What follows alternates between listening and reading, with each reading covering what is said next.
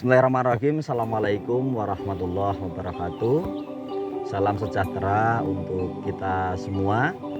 Perkenalkan, nama saya Suyatno, umur 37 tahun.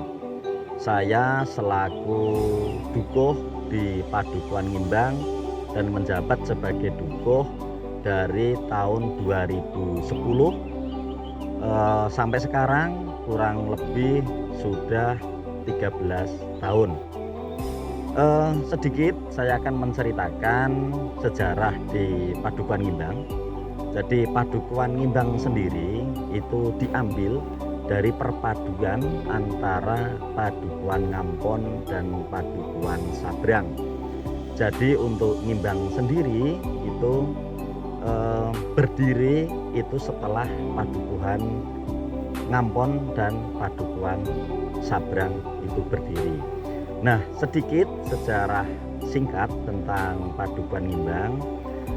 Di Padukuhan Ngimbang ada petilasan itu yang bernama Petilasan Josepuro, yang sebetulnya itu adalah nama seorang abdi ataupun pengikut dari Pangeran Sambernyawa atau Raden Mas Said. Nah, pada waktu itu setelah adanya perjanjian Giyanti, pada awalnya Padukuhan Ngimbang itu masuk di wilayah Kasunanan Surakarta. Nah, tapi setelah adanya perjanjian Giyanti itu masuk di wilayah Kasultanan Yogyakarta. Nah, dari nama Petilasan Josepuro itu sendiri itu sebetulnya abdi dalem yang bernama Joyodipuro. Namun untuk mempersingkat sebuah kata itu terkenal sekarang itu dengan Josepuro. Nah, di sana di Sendang itulah di situ ada Petilasan Joyodipuro atau lebih dikenal dengan Josepuro. Alhamdulillah untuk di sini 100% itu muslim, sehingga banyak sekali kegiatan-kegiatan yang dilakukan oleh warga masyarakat kami di Padukuhan Ngimbang ini, dimulai dari kegiatan anak-anak. Jadi anak-anak sekarang ini sudah melaksanakan kegiatan TPA itu secara rutin, itu setiap Senin dan Jumat itu di Masjid Al-Miftahul Janah.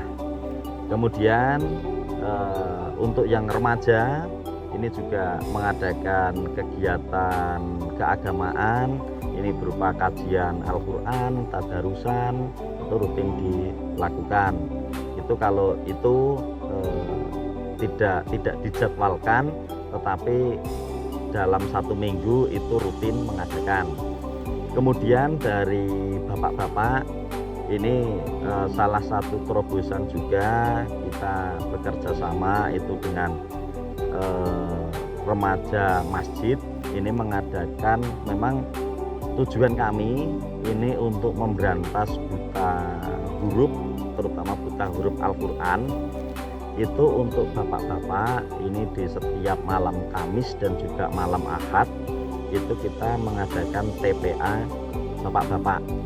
Jadi dimulai dari Iqra 1 sampai diharapkan itu sampai nanti khatam Al-Quran, itu memang kita mengadakan kegiatan pemberantasan buta huruf Al-Quran itu dengan mengadakan kegiatan TPA bapak-bapak setiap malam Kamis dan malam Ahad. Kemudian untuk ibu-ibu juga sama mengadakan kegiatan pemberantasan buta huruf Al-Quran itu, namun untuk ibu-ibu itu cuma 1 minggu sekali, itu setiap malam Selasa.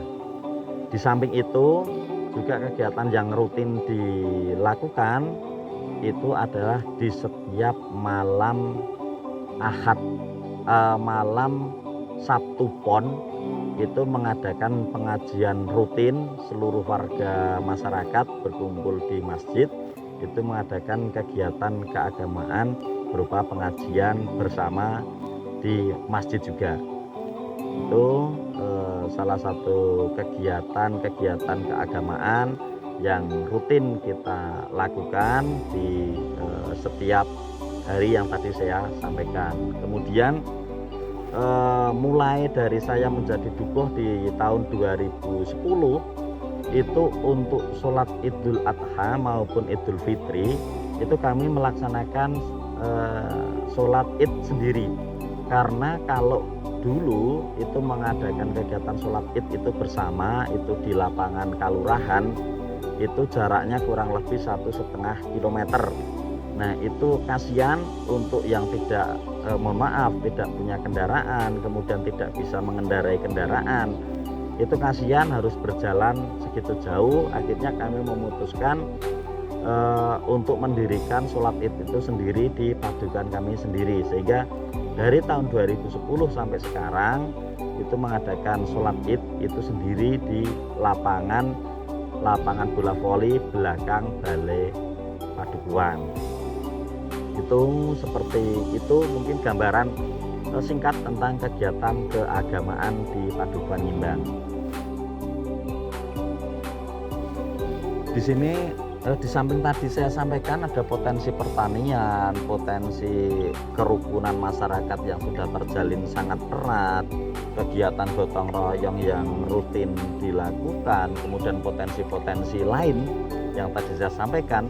Ada potensi wilayah ini yang kami tetap minta dukungan dari pihak ketiga, baik itu dari unsur pemerintahan, kemudian dari unsur-unsur lainnya, itu bahwa di sini ini ada wanat desa, ataupun karena di sini letaknya di Padukuhan itu wana dusun.